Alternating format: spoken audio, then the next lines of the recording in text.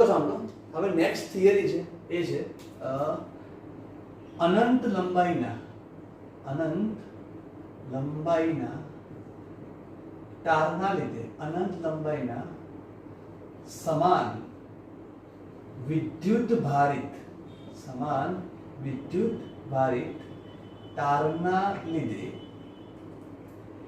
વિદ્યુત ક્ષેત્રનું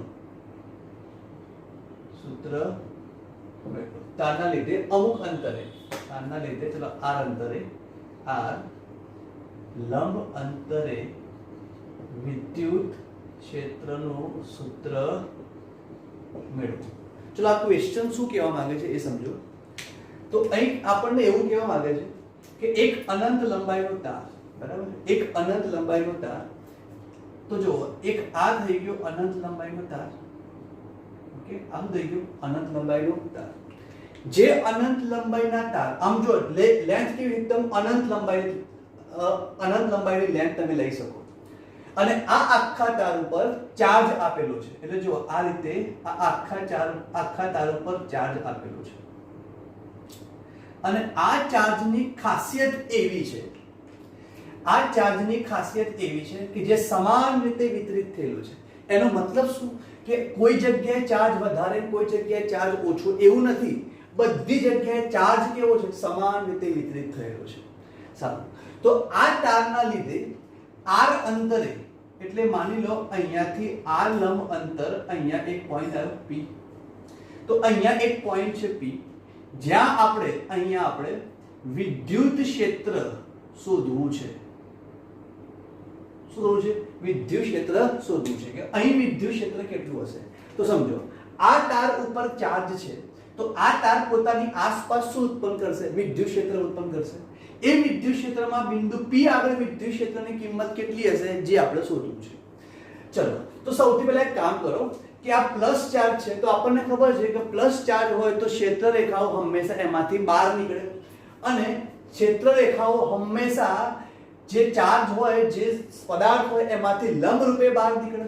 એટલે એમ કહેવાય કે અહીંયાથી આ રીતે ક્ષેત્ર રેખાઓ બહાર નીકળતી હશે. તો બોલો આ જે બ્લુ છે, એ બ્લુ શું છે? તો જવાબ છે બ્લુ છે એ ક્ષેત્ર રેખાઓ છે. ચલો આ રીતે બી ક્ષેત્ર રેખા આવતી હશે, કેમ કે મારું લેક્ચર યાદ કરો, જૂનું લેક્ચર, કે હંમેશા વિદ્યુત ક્ષેત્ર 3 ડાયમેન્શનમાં હોય. એટલે જો આ રીતનું તાર હોય ને તો આમ ક્ષેત્ર રેખા નીકળે, આમ ક્ષેત્ર રેખા નીકળે, આમ ક્ષેત્ર રેખા નીકળે, આમ નીકળે, આમ નીકળે. એ તમે એવું ઇમેજિન કરી શકો કે આમાંથી પવન ફૂંકાય છે, એક પવન આમ ફૂંકાયો, એક પવન આમ ફૂંકાયો, એક પવન આમ ફૂંકાયો, એક પવન આમ ફૂંકાયો. તો જો આ રીતે હું ક્ષેત્ર રેખાને એક્સપ્લેન કરું છું. તો આ રીતે આમાંથી ક્ષેત્ર રેખાઓ નીકળે છે. ઓકે, સારું. આ ક્ષેત્ર રેખા અહીંથી બહાર આવતી હશે કે નહીં આવતી હોય? આવતી હશે. અહીંથી આમ બી આવતી હશે, બરાબર, આમ બધી જગ્યાએ આવતી હશે. તો મારે આ પોઈન્ટે વિદ્યુત ક્ષેત્ર શોધવું છે. તો સર કઈ નહીં, વિદ્યુત ક્ષેત્રનું ઇક્વેશન આપણને ખબર છે. કયું? E = sir kq/r². બોલો આ એપ્લાય થાય કે ના થાય? જવાબ છે ના થાય. કેમ ના થાય? E = kq/r² ઇક્વેશન એ જ કન્ડિશનમાં એપ્લાય થશે કે જે વિદ્યુત ભાર છે એ બિંદુવત હોવો જોઈએ. બિંદુવત એટલે એકદમ નાના ભાગમાં ચાર્જ હોવો જોઈએ. જો આવું આટલામાં ચાર્જ હોય q, તો તમે આ ઇક્વેશન એપ્લાય કરી શકો. આ તો આખા તાર ઉપર ચાર્જ છે, તો આ ઇક્વેશન એપ્લાય નહીં કરાય. સારું, તો અહીંયા જે આપણે વિદ્યુત ક્ષેત્રની કિંમત લાવી છે એ વિદ્યુત ક્ષેત્રનું ઇક્વેશન ગાઉસના નિયમથી લાવવું છે. હવે ગાઉસનો નિયમ શું હતો તો એ યાદ કરો. ચલો, તો યાદ કરો ગાઉસનો નિયમ. તો ગાઉસના નિયમમાં આપણે phi q/ε0 આવું સાબિત કર્યું. યાદ છે? q/ε0, જે phi શું હતું? ફ્લક્સ. અને ગાઉસના નિયમમાં આપણે આ સાબિત કર્યું હતું. ઠીક છે, ગાઉસના નિયમમાં આપણે આ સાબિત કર્યું હતું. પણ એના પહેલા આપણે એક વસ્તુ લાવ્યા હતા તો phi સંકલન E.dA, બરાબર, સંકલન E.dA, જે આપણે આવું લાવ્યા હતા. અને મેં તમને ગાઉસના નિયમમાં છેલ્લે આવું લખાવ્યું હતું કે જો સંકલન E.dA is q/ε0. જે આ રાઉન્ડ શું બતાવે છે? બંધ ગાળો. કયો બંધ ગાળો? જે આપણે ગાઉસિયન પૃષ્ઠ લઈએ એ ગાઉસિયન પૃષ્ઠનો બંધ ગાળો. અને q શું છે? કે જે પૃષ્ઠની અંદર ચાર્જ આવ્યો એ ચાર્જ. હવે હું તમને ટેકનિક શીખવાડું છું કે ગાઉસના નિયમથી વિદ્યુત ક્ષેત્ર કઈ રીતે શોધવાનું. તો પહેલા એ ટેકનિક જો. ચલો તો જુઓ, અહીંયા હું તમને ટેકનિક કહું. ચલો, અહીંયા ટેકનિક છે, સાંભળજો કે ગાઉસના નિયમથી વિદ્યુત ક્ષેત્ર કઈ રીતે શોધવું એની ટેકનિક છે. તો ગાઉસનો નિયમ શું હતો? તો જવાબ છે ગાઉસનો નિયમ હતો આવો, સંકલન EdA cos θ, બરાબર. જો હું સદિશ કાઢી નાખું તો cos θ આવી જાય, is equal to Q upon epsilon 0, બરાબર. આ ઇક્વેશન આપણે હતું. એકચ્યુઅલી ફ્લક્સ હતું, પણ ફ્લક્સની જગ્યાએ આ લખાય એટલે આ ઇક્વેશન થયું, બરાબર. તો આમાં ગાઉસના નિયમનો ઉપયોગ કર્યો એવું કહેવાય. કેમ? આ ખરેખર હતું તો ફ્લક્સ જ. આપણી પાસે ઇક્વેશન ખાલી આટલી જ ખબર હતી આપણને, પણ આ બરાબર આ બી થાય એવું કોને કીધું? ગાઉસે કીધું. એટલે હું આ બંનેને સરખાવું તો મેં કોનો નિયમનો ઉપયોગ કર્યો કહેવાય? ગાઉસના નિયમનો ઉપયોગ કર્યો કહેવાય. કેમ? હું આનો ઉપયોગ કરું છું ને. હવે સમજો, આ શું કહેવા માંગે છે કે તમારે ગાઉસના નિયમથી વિદ્યુત ક્ષેત્ર શોધવું છે, મીન્સ E શોધવું છે. તો તમારે E શોધવું હોય ને તો મારા એક એક સ્ટેટમેન્ટ મગજમાં રાખજો. એમાં નંબર 1 સ્ટેટમેન્ટ કે તમે આવું લાવો અને આવું લાવો અને એ બંને સરખાઈ દો. એટલે પહેલા આની કિંમત અને આ કિંમત બે સરખાઈ દો અને E ને કરતા બનાવી દો એટલે જવાબ આવી જાય. પણ એક કરતા બનાવતા પહેલા આપણે એક ગાઉસિયન પૃષ્ઠ કલ્પવું પડે. હવે એ ગાઉસિયન પૃષ્ઠ કઈ રીતે કલ્પવાનું? તો સાંભળજો. હું એવું કહેવા માંગુ છું, જો આમાં નંબર 1 સ્ટેટમેન્ટ કે ધારો કે જે બિંદુએ, સાંભળજો, જે બિંદુએ વિદ્યુત ક્ષેત્ર શોધવું હોય, જે બિંદુએ વિદ્યુત ક્ષેત્ર શોધવું હોય તે બિંદુમાંથી ગાઉસિયન પૃષ્ઠ પસાર કરો, એટલે ગાઉસિયન પૃષ્ઠ કલ્પો. પહેલું સ્ટેટમેન્ટ, જે પોઈન્ટે તમારે વિદ્યુત ક્ષેત્ર શોધવું હોય એ પોઈન્ટમાંથી ગાઉસિયન પૃષ્ઠ કલ્પો, એટલે ગાઉસિયન પૃષ્ઠ એ પોઈન્ટમાંથી નીકળવું જોઈએ. સેકન્ડ સ્ટેટમેન્ટ, સાંભળો, સેકન્ડ સ્ટેટમેન્ટ, ગાઉસિયન પૃષ્ઠ કોને કહેવાશે? ગાઉસિયન પૃષ્ઠ કોને કહેવાશે? તો સેકન્ડ સ્ટેટમેન્ટ છે ગાઉસિયન પૃષ્ઠ સમમિતિ. ગાઉસિયન પૃષ્ઠ એટલે કે સમમિતિવાળું પૃષ્ઠ. શું બોલ્યો? ગાઉસિયન પૃષ્ઠ એટલે કે સમમિતિવાળું પૃષ્ઠ. સમમિતિવાળું એટલે શું? સમમિતિવાળું એટલે શું? તો સાંભળજો, સમમિતિવાળું પૃષ્ઠ એટલે કે જે તે પૃષ્ઠ પરના દરેક બિંદુએ, શું ભાઈ? જે તે પૃષ્ઠ પરના દરેક બિંદુએ ક્ષેત્રફળ એન્ડ વિદ્યુત ક્ષેત્ર વચ્ચેનો ખૂણો ખબર હોય તેવું પૃષ્ઠ. શું બોલ્યું? ક્ષેત્રફળ અને વિદ્યુત ક્ષેત્ર વચ્ચેનો ખૂણો ખબર હોય તેવું પૃષ્ઠ. એટલે આપણને E અને ક્ષેત્રફળ વચ્ચેનો ખૂણો ખબર પડવો જોઈએ, બરાબર. ચલો નેક્સ્ટ જુઓ.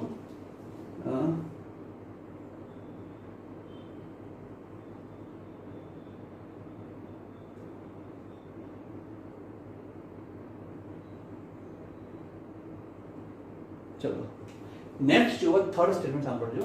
થર્ડ સ્ટેટમેન્ટ, એમાં થર્ડ સ્ટેટમેન્ટમાં શું છે, બરાબર? તો આમાં સાંભળજો, એવું કહેવા માંગે છે, જો હું અહીંયા એક એક્ઝામ્પલ તમને કમ્પ્લીટ કરાવું. જે બિંદુએ વિદ્યુત ક્ષેત્ર શોધવું હોય તે બિંદુમાંથી ગાઉસિયન પૃષ્ઠ પસાર કરો. ચલો બીજી વાત કે જે ગાઉસિયન પૃષ્ઠ છે એ ગાઉસિયન પૃષ્ઠ 3D માં હશે.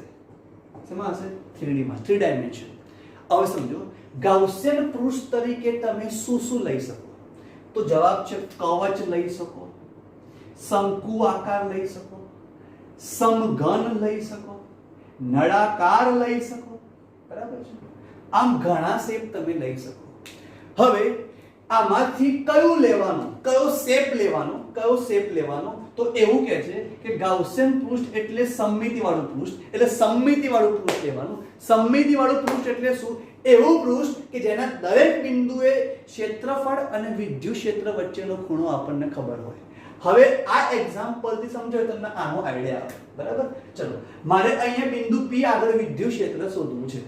તો એક વાત ફિક્સ કે જો મારે આ નિયમથી વિદ્યુત ક્ષેત્ર શોધવું હોય તો મારે બિંદુ P માંથી સૌથી પહેલા એક પૃષ્ઠને પસાર કરવું પડે, અને એ પૃષ્ઠ આ ચારમાંથી કોઈ બી હોઈ શકે, અને એ પૃષ્ઠ પસાર કરવું, પણ મારે ધ્યાન એ રાખવાનું છે કે એ પૃષ્ઠમાં ક્ષેત્રફળ અને વિદ્યુત ક્ષેત્ર વચ્ચેનો ખૂણો મને ખબર પડે એવો હોવો જોઈએ. તો સમજો, ધારો કે મારે બિંદુ P એ વિદ્યુત ક્ષેત્ર શોધવું છે. બરાબર?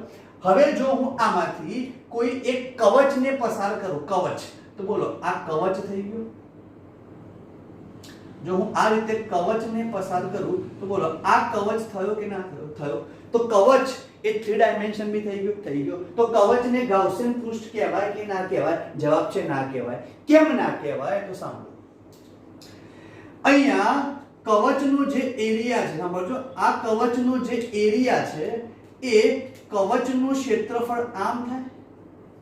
કેમ? સપાટી કેવો હોય? લંબ. તો આ કવચના ક્ષેત્રફળની દિશા થઈ અને આ વિદ્યુત ક્ષેત્રની દિશા થઈ. હવે આ ખૂણો કેટલો એ આપણને ખબર છે? જવાબ છે ના. આપણને ખૂણો ખબર નથી. જેમ કે જો અહીં જુઓ, સાંભળજો, ચલો અહીં જુઓ, અહીંયા જુઓ, તો અહીંયા ક્ષેત્રફળ આમ થાય અને અહીં વિદ્યુત ક્ષેત્ર આમ થાય. તો બોલો અહીંયા ક્ષેત્રફળ અને વિદ્યુત ક્ષેત્ર વચ્ચેનો ખૂણો આપણને ખબર છે? જવાબ છે ના. અહીં ખબર નથી. એનો મતલબ તમે કવચને ગાઉસિયન પૃષ્ઠ ના કરી શકો. કવચને ગાઉસિયન પૃષ્ઠ કેમ ના કરી શકો? કેમ કે આ પૃષ્ઠ સમમિતિવાળું નથી. સમમિતિવાળું કેમ નથી? કેમ કે દરેક બિંદુએ વિદ્યુત ક્ષેત્ર અને ક્ષેત્રફળ વચ્ચેનો મને ખૂણો ખબર નથી, એટલા માટે. તો મારે અહીં એવું પૃષ્ઠ વિચારવું જોઈએ કે જે પૃષ્ઠ પોઈન્ટ P માંથી પસાર તો થાય જ, પણ મને ક્ષેત્રફળ અને વિદ્યુત ક્ષેત્ર વચ્ચેનો ખૂણો બી ખબર પડે એવો પૃષ્ઠ જોઈએ. તો જો મારે હું શું કરું, સાંભળજો, કે અહીંયા પોઈન્ટ P, મારે અહીંયા વિદ્યુત ક્ષેત્ર શોધવું છે. બરાબર છે? તો પોઈન્ટ P છે ને, એમાંથી હું એક નળાકાર કલ્પું છું. ધ્યાન આપજો, શું કર્યું? એક નળાકાર કલ્પ્યું. ચલો, નળાકાર કેમ કલ્પ્યું તમને એનો જવાબ મળી જશે. ધ્યાનથી સાંભળજો. ચલો, મેં શું કલ્પ્યું? એક નળાકાર. તો ખરેખર નળાકાર છે કે નહીં? જવાબ છે નહીં. મેં એક નળાકારને કલ્પ્યું. તો કલ્પ્યું.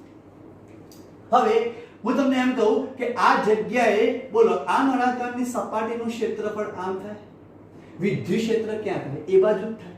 તો વિદ્યુત ક્ષેત્ર અને ક્ષેત્રફળ ક્યાં? એક જ દિશામાં. તો બોલો અહીંયા E અને ક્ષેત્રફળ વચ્ચેનો ખૂણો કેટલો? 0. ચલો, આ જગ્યાએ ક્ષેત્રફળ આ બાજુ, વિદ્યુત ક્ષેત્ર બી એ બાજુ, તો ખૂણો 0.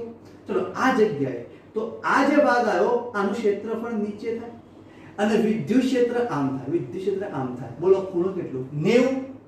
ચલો, અહીંયા ક્ષેત્રફળ આમ, વિદ્યુત ક્ષેત્ર આમ, બોલો ખૂણો કેટલો? 90.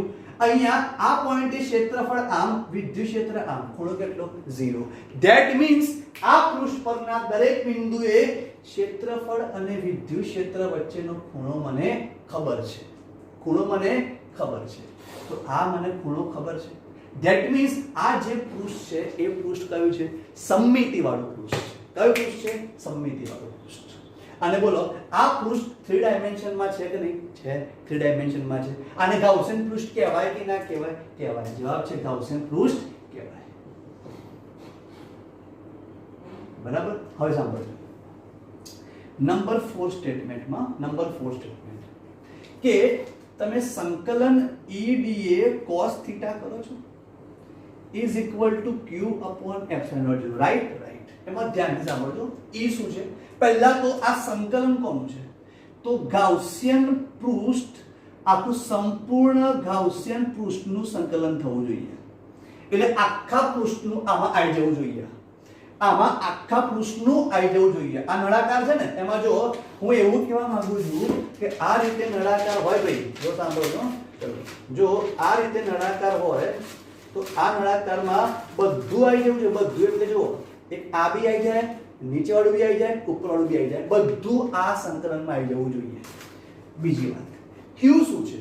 Q શું છે? સાંભળજો, Q જે છે એ છે પૃષ્ઠની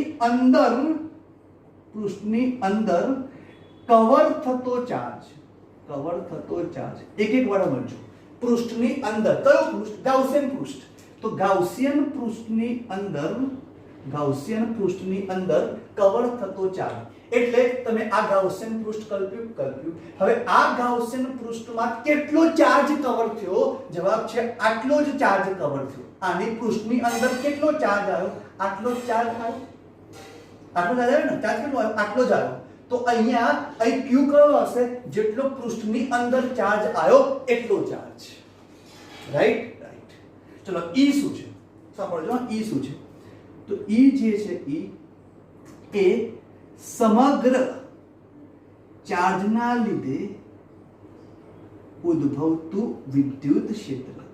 હવે તમને જો આ ઇક્વેશન થી E જે મળશે એ વિદ્યુત ક્ષેત્રની કિંમત, ચલો તમે આ ઇક્વેશન અહીં એપ્લાય કર્યું અને તમને અહીંયાથી વિદ્યુત ક્ષેત્રની કિંમત મળી. હવે એ વિદ્યુત ક્ષેત્ર એ આટલા ચાર્જના લીધે ઉત્પન્ન થતું વિદ્યુત ક્ષેત્ર હશે કે નહીં હોય? જવાબ છે નહીં હોય.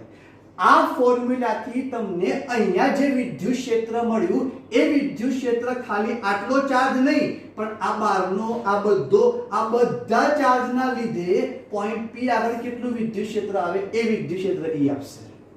ફરી આ બેમાં નોટિસ કરજો. Q માં કયો Q આવશે? પૃષ્ઠની અંદર જેટલો ચાર્જ આવ્યો એટલો ચાર્જ Q આવશે. E કયો આવશે? તો જવાબ છે આખા તારમાં જેટલો ચાર્જ છે અહીંયા આમ આખા તારમાં જેટલો ચાર્જ છે એ ચાર્જના લીધે પોઈન્ટ P આગળનું વિદ્યુત ક્ષેત્ર એ E આપશે. આ ચાર સ્ટેટમેન્ટ મગજમાં રાખો એટલે ક્લિયર.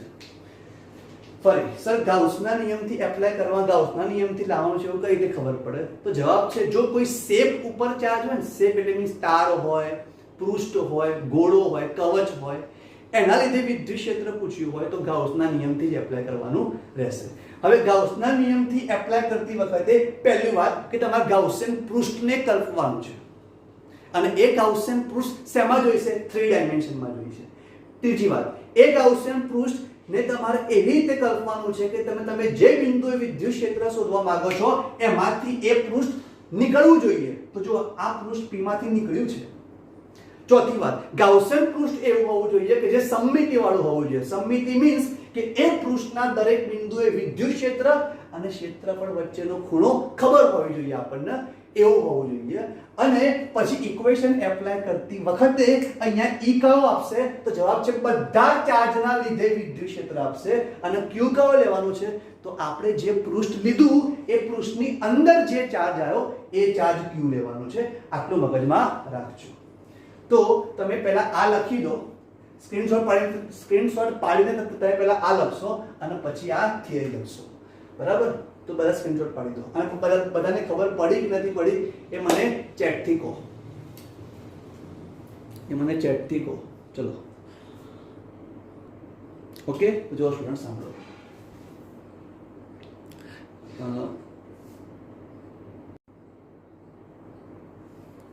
ઓકે, જો સ્ટુડન્ટ સાંભળો. હવે જુઓ, મેં જે તમને આ કર્યું બરાબર છે. હવે તમારે અહીંયા અનંત લંબાઈના તારથી પોઈન્ટ P આગળ વિદ્યુત ક્ષેત્ર કઈ રીતે લાવવાનું ગાઉસના નિયમથી? તો ફરીથી કહું કે તમારે પહેલા આ લાવી દેવાનું. એટલે આ લાવી દેવાનું મીન્સ શું કે આમાં છે ને આ સંકલન કાઢી નાખવાનું, સંકલન કરીને જવાબ લાવી દેવાનું અને સાદું ઇક્વેશન બનાવી દેવાનું કે જેમાં સંકલન ના આવતું હોય. આ લાવી દેવાનું અને પછી આ અને એ બે સરખાઈ દેવાનું, એ તમારો જવાબ આવી જશે. બરાબર? જો હું અહીં કરું તમારે આઈડિયા આવશે. ચલો સાંભળો. ચલો મારું પૂછી નાખું. બરાબર? બધા પહેલા આ લખાઈ ગયેલું હશે. તમારે સૌથી પહેલા આ લખવાનું છે. ઓકે, સારું.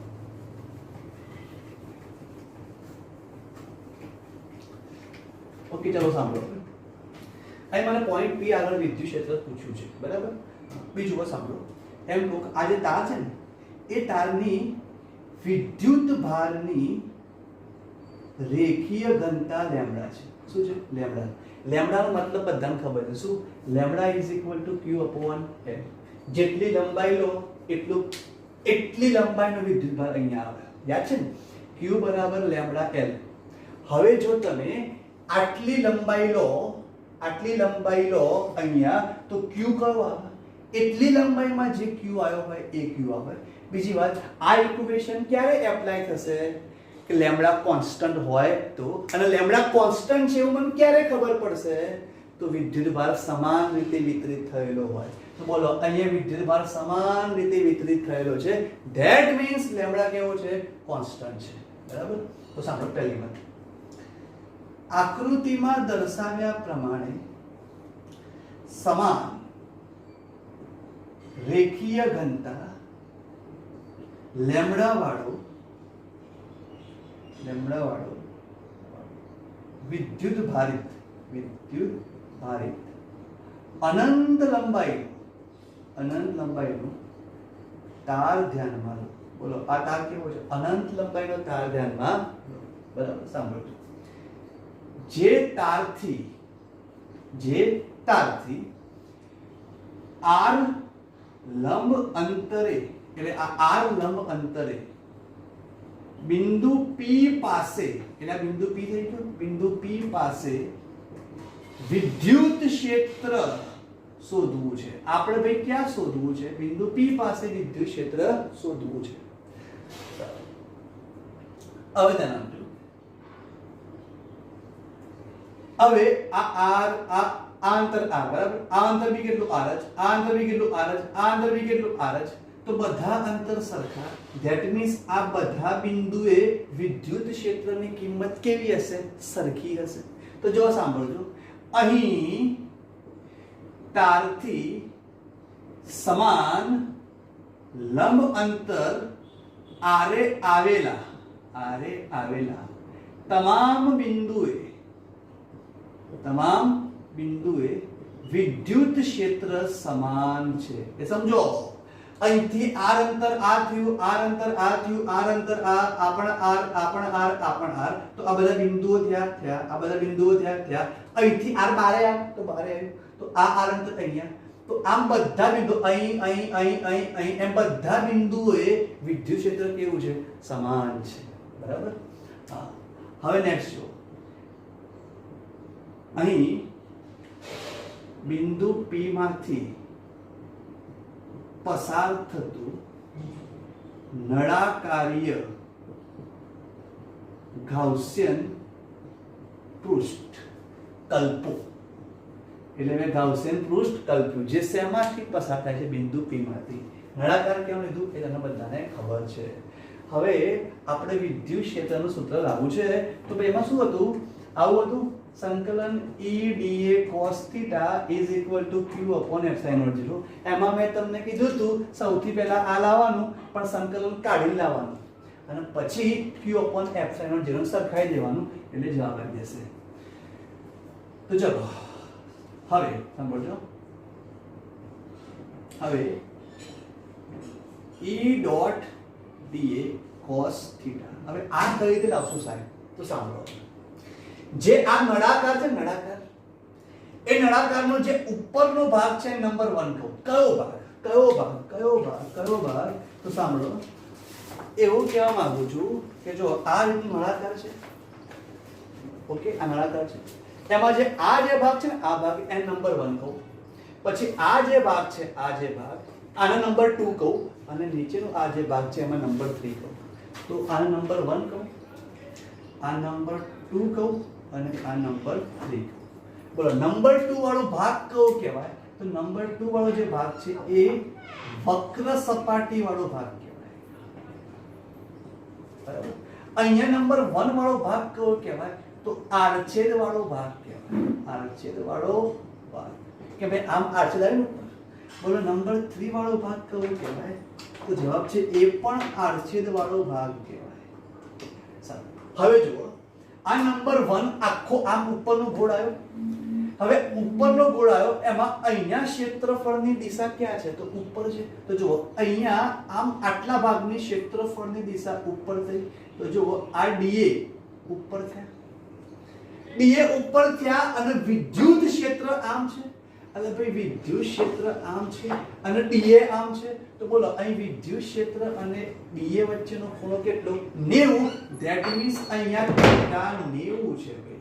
તો બોલો અહીંયા E અને dA વચ્ચેનો ખૂણો કેટલો? 90. આ જગ્યાએ જુઓ તો અહીંયા આટલા ભાગનું ક્ષેત્રફળ dA નીચે થવાનું, અને વિદ્યુત ક્ષેત્ર ભાઈ આમ જ છે ને, વિદ્યુત આમ જ છે, તો E આમ છે. બોલો અહીં ખૂણો કેટલો થવાનો? 90. હવે આ વક્ર સપાટી વાળો ભાગ જુઓ તો અહીંયા આટલા ભાગનું dA આમ થાય, ક્ષેત્રફળ આમ થાય, વિદ્યુત ક્ષેત્ર બે બાજુ છે, તો બોલો અહીંયા થીટા કેટલો? 0. રાઈટ? થીટા કેટલો? 0. કેમ 0? ભાઈ E અને dA એક જ દિશામાં. અહીંયા બી જો E અને dA એક જ દિશા. સર અહીંયા બે એમ થાય. જો અહીંયા જો તો આનો E આમ આવે અને આ સપાટીનો dA આમ જાય ને, તો બોલો E અને dA ક્યાં આયા? એક જ દિશામાં આયા. એટલે આખી સપાટીમાં E અને dA નો ખૂણો એક જ દિશામાં છે. ખૂણો કેટલો છે? 0 છે. સારું, હવે આ ગોળ રાઉન્ડ એટલે આખો નળાકાર કવર થવો જોઈએ. તો જો અહીં હું શું કરું છું, આની જગ્યાએ આવું લખાય, number 1 EDA cos theta plus number 2 EDA cos theta plus number 3 EDA cos theta. Right? કેમ? નંબર 1 મીન્સ હું કઈ વાત કરું છું? ઉપરની વાત કરું છું. નંબર 2 મીન્સ આ વક્ર સપાટી વાળો આવે ભાગ એની વાત કરું છું, અને નંબર 3 મીન્સ નીચેની વાત કરું છું. ત્રણે ભાગ કવર થઈ ગયા, ત્રણે ભાગમાં આખો નળાકાર કવર થઈ ગયો. તો મેં કીધું કે સંકલનમાં આખો નળાકાર, આખો ગાઉસિયન પૃષ્ઠ કવર થવો જોઈએ, તો આખો ગાઉસિયન પૃષ્ઠ કવર થઈ ગયો. કેમ? નંબર 1, નંબર 2, નંબર 3 મેં ત્રણે લઈ લીધા એટલે આખો કવર થઈ ગયો. ચલો હવે ધ્યાન આપજો. ઇઝ ઇક્વલ ટુ આ નંબર 1 વાળો ભાગ છે, નંબર 1 વાળો ભાગ છે, એમાં અહીં સાંભળજો, નંબર 1 EDA cos theta છે. બોલો હવે નંબર 1 માં થીટા કેટલા? 90, અને થીટા 90 એટલે EDA cos 90 થાય, અને cos 90 ભાઈ 0, અને 0 નું સંકલન 0, તો જવાબ શું આવે? 0. નંબર 3 વાળો ભાગ જો, હવે નંબર 3 વાળો ભાગ, તો નંબર 3 વાળા ભાગમાં પ્રોબ્લેમ શું છે? એ જ પ્રોબ્લેમ નહીં, સારું છે કે EDA cos theta, તો EDA cos 90 થાય, અને cos 90 તો ભાઈ 0 થાય, એટલે નંબર 3 વાળો ભાગ બી શું થાય? 0 થાય. તો બોલો અહીંયા ઇઝ ઇક્વલ ટુ આ ભાગ 0 એટલે 0 પ્લસ બીજો ભાગ આવશે ભાઈ, અને બીજો ભાગ EDA cos 0. કેમ ભાઈ? cos 0, થીટા 0 નહીં બીજા ભાગમાં. તો બીજો ભાગ ભાઈ, આ જે બીજો ભાગ છે, આ આખો કયો ભાગ છે? બીજો ભાગ જ છે ભાઈ, આ આખો કયો ભાગ છે? બીજો ભાગ જ છે. તો થીટા કેટલો? 0 પ્લસ ત્રીજા ભાગમાં 0. કેમ? ત્રીજો ભાગનું સંકલન 0 છે. હવે ધ્યાન આપજો, બીજો ભાગ છે એટલે આ વક્ર સપાટી વાળો ભાગ આવ્યો. હવે આ વક્ર સપાટી વાળો ભાગ એટલે આ પોઈન્ટ, આ પોઈન્ટ, આ પોઈન્ટ, આ પોઈન્ટ, આ પોઈન્ટ, એમ બધા પોઈન્ટ માટે r કેવો છે? સરખો. ધેટ મીન્સ e કેવો છે? કોન્સ્ટન્ટ. અને e કોન્સ્ટન્ટ, તો e કોન્સ્ટન્ટ બહાર આવી ગયા, અંદર શું વધ્યું? 2dA. બરાબર? 2dA. e કેમ બહાર આવ્યા? e કોન્સ્ટન્ટ, અને cos 0 કેટલા? 1. કેમ e કોન્સ્ટન્ટ? બધા અંતર આ થવાના ને ભાઈ. ચલો, અને cos 0 કેટલા? 1. ચલો, e dA નું સંકલન 1. હવે એ કર્યું, પણ અહીં બીજો ભાગ, તો એરિયા ખાલી બીજા ભાગનો, આ વક્ર સપાટીનો જ એરિયા આવે. કયો? વક્ર સપાટીનો જ એરિયા આવે, અને વક્ર સપાટીના ક્ષેત્રફળનું સૂત્ર શું થાય? 2πrl. તો નળાકારની વક્ર સપાટીનું ઇક્વેશન થાય 2πrl, જ્યાં l શું છે ભાઈ? તો l જે છે એ નળાકારની લંબાઈ છે ભાઈ. શું છે? નળાકારની લંબાઈ છે. આને ઇક્વેશન નંબર 1. ઓકે, જો સ્ટુડન્ટ્સ, હવે નેક્સ્ટ છે આપણે લાવવું પડશે શું કે હવે સાંભળજો, હવે q upon epsilon 0 શું લાવવું પડશે? q upon epsilon 0. પછી આ બંને સરખાઈ દેવાના. તો ચલો, મેં પહેલા આનું સંકલન સ્વરૂપમાં હતું એ જો મેં સાદું સ્વરૂપ કરી નાખ્યું. થઈ ગયું? હવે મારે q upon epsilon 0 લાવવાના છે. q શું છે? તો q છે કે નળાકારમાં કવર થતો ચાર્જ. શું? નળાકારમાં કવર થતો ચાર્જ. આ નળાકારમાં જેટલો ચાર્જ કવર થયો એ, તો આટલો ચાર્જ લેવો પડે. તો q બરાબર લેમ્ડા ઇન્ટુ l લખું, એમાં l કેટલો આવે? આટલો આવે. તો l આ થયો. તો બોલો q ની જગ્યાએ શું આવે? Lambda into l upon epsilon 0. જો l મેં આટલો લીધો તો q બી કેટલો આવ્યો? એટલાનો જ આવે ને, એટલે q આવ્યો. બરાબર? હવે આ ઇક્વેશન નંબર 2. હવે ગાઉસનો નિયમ છે. ગાઉસના નિયમ મુજબ શું હતું? તો સંકલન E.dA cos theta is equal to q upon epsilon naught 0. E dot da sorry e da cos theta લાયા કેટલા લાયા e into 2 pi r l અને અહીંયા lambda l upon epsilon naught 0 ll cut તો e શું આવ્યું lambda upon 2 pi epsilon naught into r तो e बराबर चलो ऊपर नीचे હું 2 વડે ગુણી નાખું તો 2 lambda upon 4 pi epsilon naught into r થયા તો e બરાબર 2k લેમ્બડા upon r જ્યાં k શું છે 1 upon 4 pi epsilon naught બરાબર k અને e શું છે તો જ્યાં e એ સમગ્ર તારથી ઉદ્ભવતું વિદ્યુત ક્ષેત્ર છે क्या तो बिंदु P આગળ ઓકે લખી દો પછી આગળ ચલાવો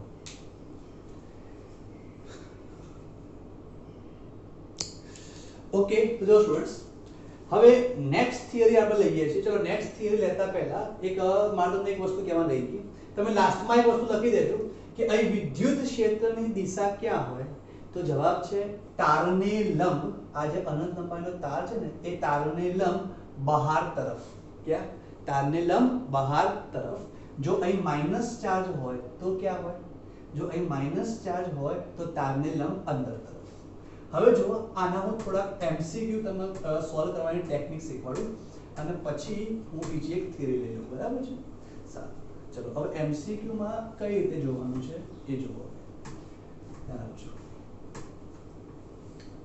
અને હું તમને બીજા એમસીક્યુ સોલ્વ કરવા માટે આપવાનો છું એ હું મૂકી દઈશ ગ્રુપમાં ફોટો બરાબર છે ચલો હવે જુઓ આમાં ક્વેશ્ચન આવ્યો આ રીતે સાંભળજો આ રીતે એક અનંત લંબાઈનો ચાર્જ છે સોરી આ રીતે તાર છે ઓકે અને અહીંયા એક સ્મોલ ક્યુ ચાર્જ મૂક્યો છે જે સ્મોલ ક્યુ ચાર્જ આનાથી r ડિસ્ટન્સ પર છે કેટલા r ડિસ્ટન્સ પર છે સારું ચલો તો સાંભળો આનાથી r ડિસ્ટન્સ પર છે અને મને પૂછાયું કે આ સ્મોલ ક્યુ ચાર્જ પર લાગતું બળ શોધો શું બળ શોધો તો મેં તમને કીધું હતું F બરાબર Q into E ઇક્વેશન સાચું છે ક્યારે કે જેના પર બળ લાગે છે એ બિંદુવત હોવો જોઈએ તો Q ઉપર બળ લાગે છે જે બિંદુવત છે હા છે ધેટ મીન્સ F બરાબર Q into E થાય એમાં E કયો તો આ જગ્યાનો E એટલે અહીં જે વિદ્યુત ક્ષેત્ર આવ્યો એ હવે અહીં વિદ્યુત ક્ષેત્ર કોને ઉત્પન્ન કર્યો તો તારે ઉત્પન્ન કર્યો અને તારનું વિદ્યુત ક્ષેત્ર શું આવે 2k લેમ્બડા upon r તો જવાબ થાય 2k લેમ્બડા upon r એની જગ્યાએ અને q આટલું બળ લાગશે ઓકે તો તમે એક આ રીતે સોલ્વ કરશો ચલો સેકન્ડ વાત કે અહીંયા આ રીતે અનંત લંબાઈનો તાર છે બરાબર છે આ રીતે અનંત લંબાઈનો તાર છે બીજો એક અનંત લંબાઈનો તાર અહીંયા છે ઓકે હવે આ જે તાર છે એ તાર ઉપર પણ પ્લસ ચાર્જ છે રાઈટ આના ઉપર રેખીય ઘનતા લેમ્બડા આના ઉપર પણ રેખીય ઘનતા લેમ્બડા હવે આ બે તાર વચ્ચેનું ડિસ્ટન્સ r છે અને મને પૂછાયું કે બિંદુ P આગળ વિદ્યુત ક્ષેત્ર શોધો એટલે EP શોધો આવું મને MCQ પૂછાયો ક્યાં પોઈન્ટ P આગળનું વિદ્યુત ક્ષેત્ર ચલો પોઈન્ટ P આગળ વિદ્યુત ક્ષેત્ર કોણ ઉત્પન્ન કરશે જવાબ છે આ પ્લસ ચાર્જ ચલો આ તાર બી ઉત્પન્ન કરશે આ તાર બી ઉત્પન્ન કરશે હવે એક કરતા વધારે ચાર્જ થઈ ગયા જો એક તો આ તાર વાળો અને આ વાળો તો પોઈન્ટ P આગળ વિદ્યુત ક્ષેત્ર શોધતા પહેલા સૌથી પહેલા એની દિશા નક્કી કરો તો જુઓ વિદ્યુત ક્ષેત્રની દિશા શોધવી હોય તો જુઓ આને હું નંબર 1 તાર કહું આને નંબર 2 તાર કહું તો જે જગ્યાએ વિદ્યુત ક્ષેત્ર શોધવું હોય એ જગ્યાએ પ્લસ ચાર્જ મૂકો મેં પ્લસ ચાર્જ મૂક્યો હવે બોલો આના આ બંને વચ્ચે કેવું બળ અપાકર્ષી બળ ધેટ મીન્સ કે આનું વિદ્યુત ક્ષેત્ર E1 આ બાજુ હશે અપાકર્ષી એટલે ચલો આ બંને વચ્ચે પણ કેવું અપાકર્ષી બળ તો એનું વિદ્યુત ક્ષેત્ર E2 આ બાજુ હશે તો બંને ક્યાં આયા પરસ્પર વિરુદ્ધ દિશામાં આયા બીજી વાત E1 ની કિંમત અને E2 ની કિંમત સરખી કે અલગ અલગ જવાબ છે સરખી કેમ એક્ઝેક્ટ વચ્ચેનો પોઈન્ટ છે એટલે આ ડિસ્ટન્સ અને આ ડિસ્ટન્સ આટલું ડિસ્ટન્સ r/2 થાય એટલે આ અંતર અને આ અંતર સરખું મીન્સ આ તાર P પોઈન્ટ આગળ જેટલું વિદ્યુત ક્ષેત્ર ઉત્પન્ન કરશે આ પણ એટલું જ કરશે કેમ જો નથી ખબર પડતી તો બોલો ભાઈ E1 નું ફોર્મ્યુલા શું થાય તો 2k λ/r જ્યાં r શું હતો તો r શું હતો તારથી જે બિંદુએ વિદ્યુત ક્ષેત્ર શોધવા માંગો છો એ બિંદુ વચ્ચેનું અંતર તો મારે અહીં વિદ્યુત ક્ષેત્ર શોધવું છે તો આ અંતર કેટલું r/2 તો પહેલા તાર માટે શું બને તો 2k λ/r/2 કેમ r/2 ડિસ્ટન્સ r/2 નહીં અને બીજા તાર માટે શું બને 2k λ/r/2 કેમ એમાં r/2 જ છે ને ભાઈ આના માટે બીજા તાર માટે બી r/2 જ છે તો E1 બરાબર જ E2 થઈ ગયા બંને કેવા થઈ ગયા સરખા અને બંનેની દિશા પરસ્પર કેવી વિરુદ્ધ માટે બિંદુ P આગળ વિદ્યુત ક્ષેત્ર શું થાય 0 થાય શું થાય 0 કેમ 0 બંનેની કિંમત સરખી અને દિશા પરસ્પર વિરુદ્ધ એટલે જવાબ 0 ચલો આનો આ ક્વેશ્ચન આ રીતે પૂછાય આ રીતે અનંત લંબાઈનો તાર અહીંયા भी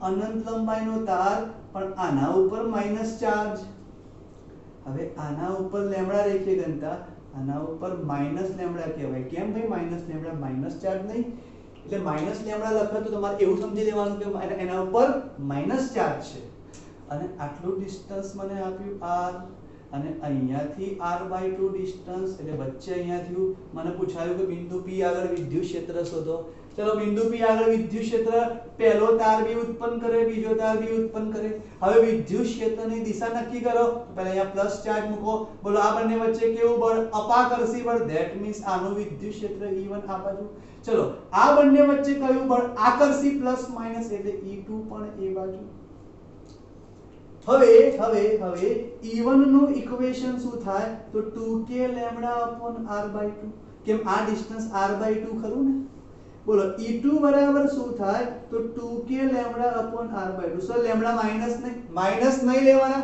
વિદ્યુત ક્ષેત્રના કોઈ બી ઇક્વેશનમાં માઈનસ લેવાના જ નહીં બધા પ્લસમાં જ લેવાના ચલો બંને ક્યાં આયા એક જ દિશામાં તો EP બરાબર શું થાય ભાઈ E1 E2 કેમ બંને એક જ દિશામાં that means 2k λ/r/2 plus 2k λ/r/2 તો is equal to 4k λ/r/2 right બંને સરખા છે ને 2 plus 2 એટલે 4 તો 4k λ/r/2 નહીં ખબર પડી તો r/2 ને મેં દસા લઈ લીધો ભાઈ બરાબર બોલો 2 છેદનો છેદ અંશમાં જવાબ શું આવે 8k λ/r તો આટલું વિદ્યુત ક્ષેત્ર હશે અને નંબર 4 સમજો આ રીતે તાર હોય પ્લસ ચાર્જ અનંત લંબાઈનો તાર છે ચલો અહીંયા બી એક તાર છે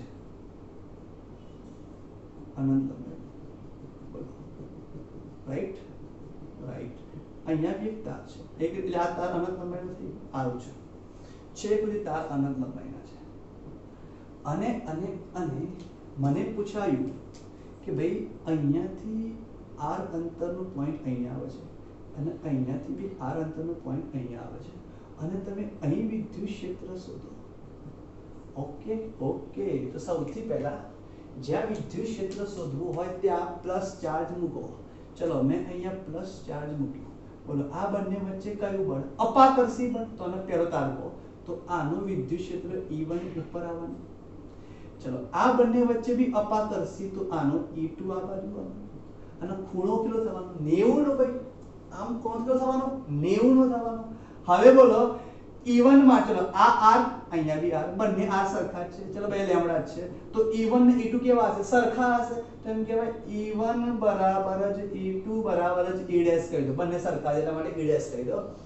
જે E' નું ફોર્મ્યુલા કેટલું 2k λ/r થાય કેમ ડિસ્ટન્સ તો r ખરું ભાઈ તો બોલો ટોટલ વિદ્યુત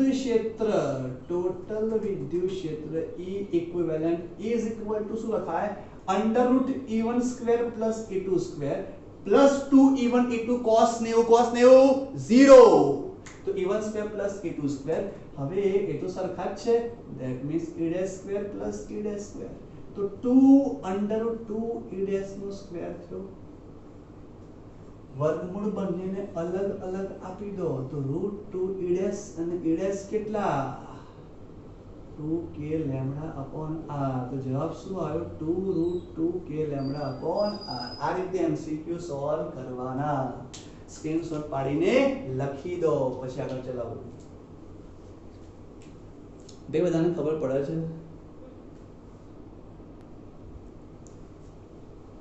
ચલો નેક્સ્ટ થિયરી છે એ છે અનંત વિસ્તારના પૃષ્ઠના લીધે અનંત વિસ્તારના સમાન વિદ્યુત ભારિત કરેલ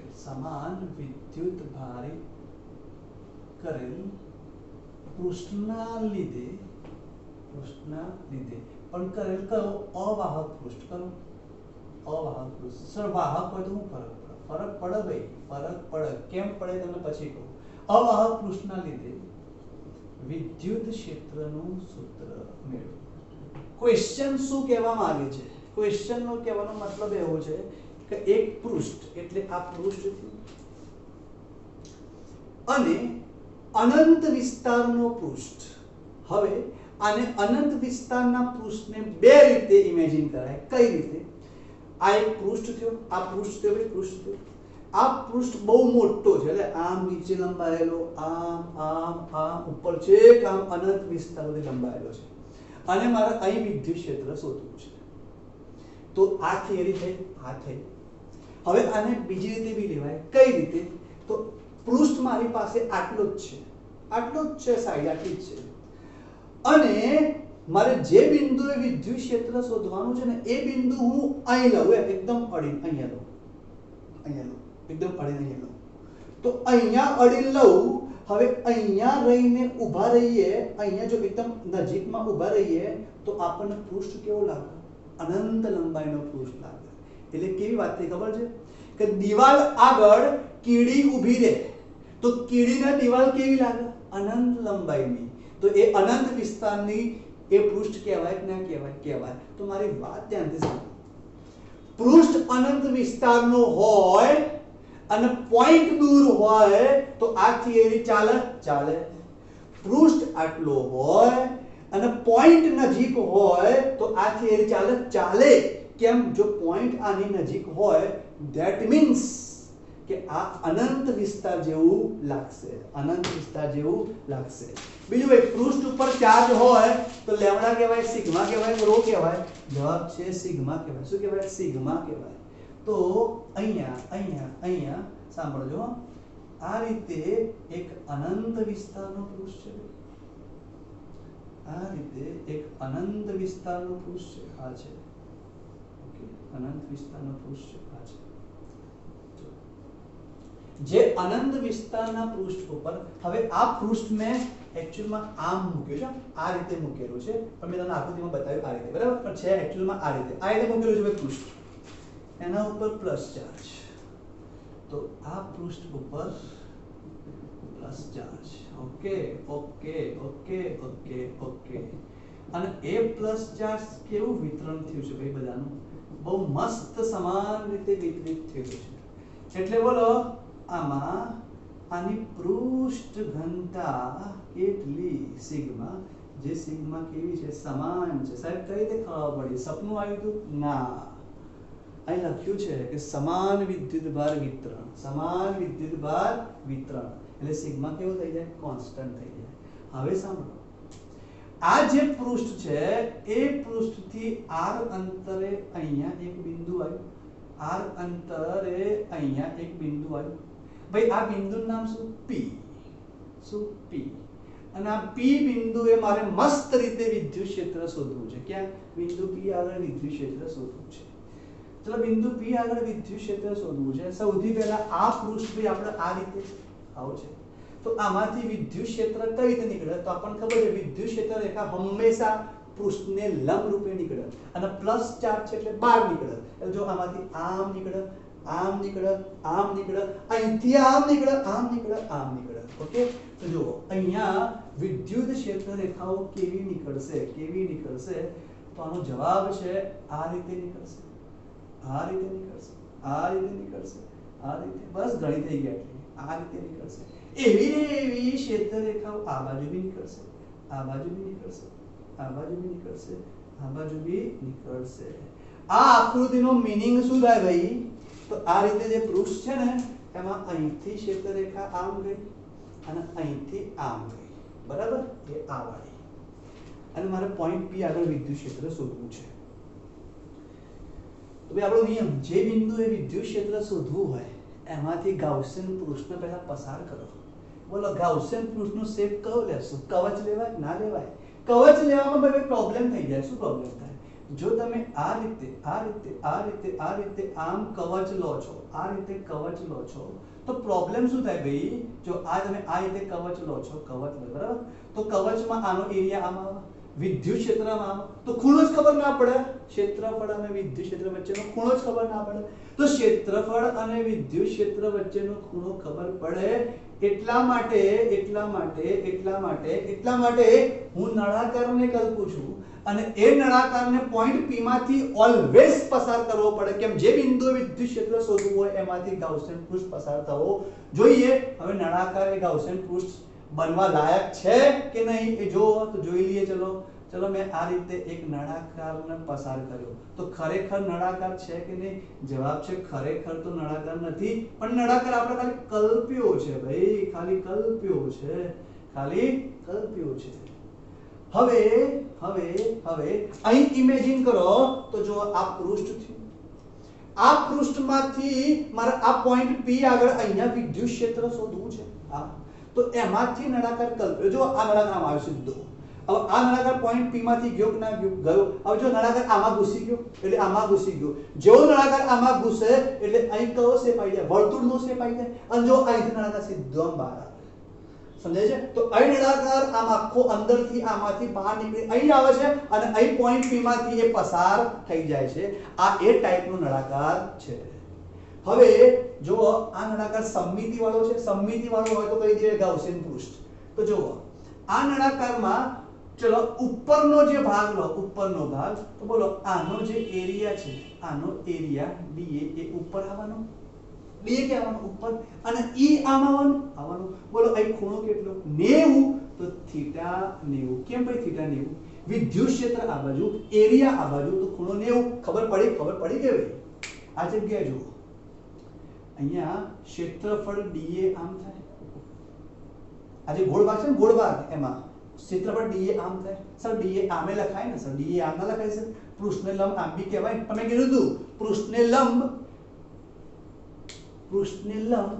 જે 3 ડાયમેન્શન પદાર્થ હોય એનાથી બહારની તરફ લેવાનું એટલે બહાર વાળું dA લેવું પડે અંદર વાળું ના ચાલે ભાઈ તો dA લીધું ઓકે વિદ્યુત ક્ષેત્ર એ બાજુ જ થયું ભાઈ જો વિદ્યુત ક્ષેત્ર આ E એ બાજુ છે બોલો અહીંયા ખૂણો કેટલો 0 ચલો આ બાજુ તો આ બાજુ જે dA છે એ dA આમ આવ્યું ઓકે સરસ વિદ્યુત ક્ષેત્ર બી એમ આવ્યું તો બે ખૂણો તો 0 થઈ ગયો એનો મતલબ આપણે જે પૃષ્ઠ લીધું છે એ લાયક છે કોના લાયક ગાઉસિયન પૃષ્ઠને બનવા લાયક છે તો લખી દો આ કયું પૃષ્ઠ થયું ગાઉસિયન પૃષ્ઠ કયું પૃષ્ઠ ભાઈ ગાઉસિયન પૃષ્ઠ ઓકે ચલો અમારા પોઈન્ટ P આગળ વિદ્યુત ક્ષેત્ર શોધવું છે હવે કામ કરો આને નંબર 1 વાળો ભાગ કહી દો આ જે વક્ર સપાટી વાળો નંબર 2 વાળો ભાગ કરી દો આને કહે નંબર 3 વાળો ભાગ તો જુઓ આકૃતિમાં દર્શાવ્યા પ્રમાણે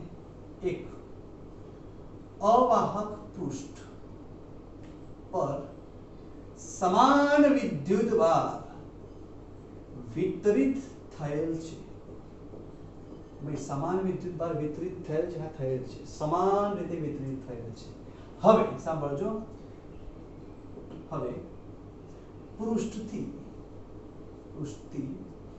લંબ અંતર r કેટલું r એ આવેલા બિંદુ P એ વિદ્યુત ક્ષેત્ર શોધવું છે એટલે ભાઈ આપણે વિદ્યુત ક્ષેત્ર શોધવું છે કે આ બિંદુ P આગળ અહીંયા કેટલા અંતરે આવે છે r અંતરે આવે છે મસ્ત રીતે આ જે પૃષ્ઠ છે એ પૃષ્ઠથી મસ્ત રીતે r અંતરે અહીંયા પોઈન્ટ P આવે છે ત્યાં આપણે વિદ્યુત ક્ષેત્ર શોધવું છે ઓકે આગળ અહીં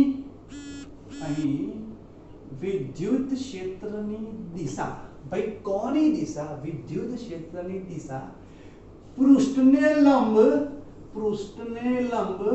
બહારની તરફ છે ભાઈ, રાઈટ આમ બહારની તરફ છે અને આ પૃષ્ઠ કેવો લંબ બહારની તરફ છે.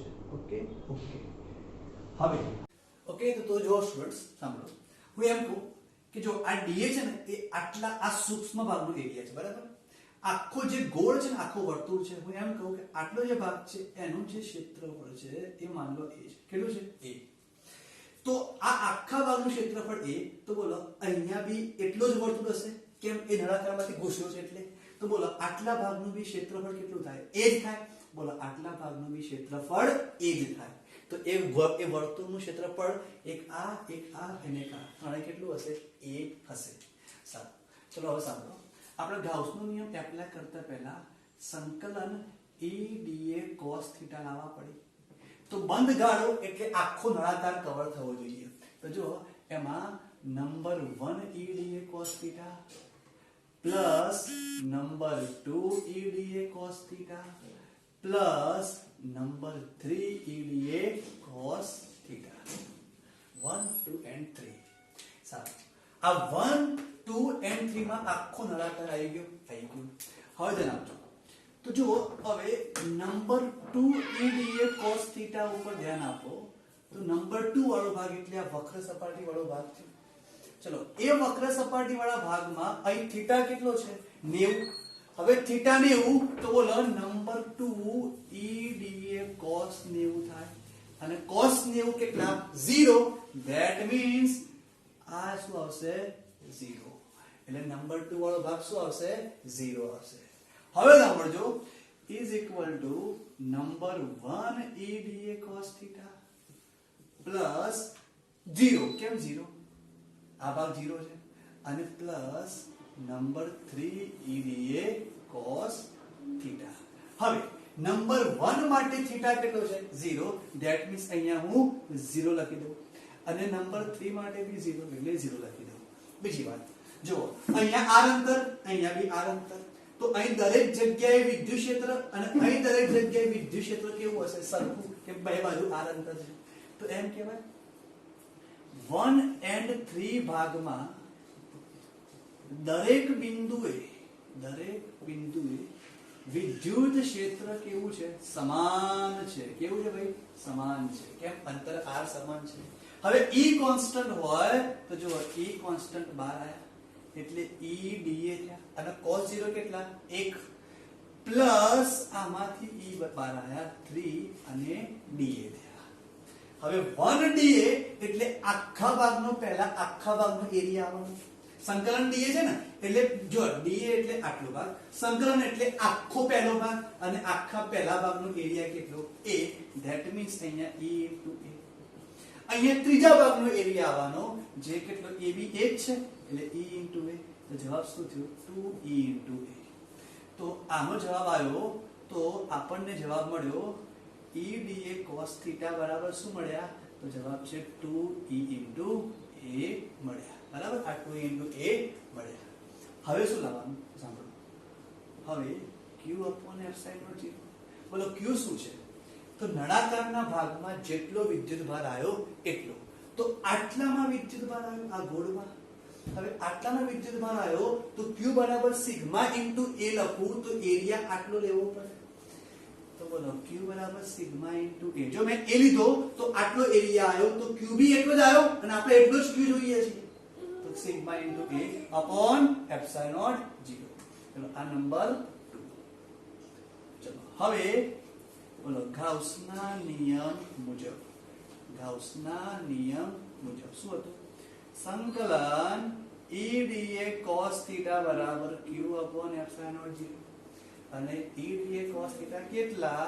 તો 2e * a અને q કેટલા? તો સિગ્મા a upon epsilon 0. બોલો a બંને બાજુ કટ તો e શું આયા? Sigma upon 2 epsilon 0. જ્યાં e શું છે? તો e ને કહેવાય અનંત વિસ્તારના પૃષ્ઠના લીધે ઉદ્ભવતું વિદ્યુત ક્ષેત્ર. ઓકે, તો આજનું લેક્ચર અહીં સુધી રાખીએ છીએ. નેક્સ્ટ લેક્ચરમાં હું આના એમસીક્યુ લઈશ અને બીજી ઘોડા અને કવચની વાત કરીશ. Okay, thank you so much.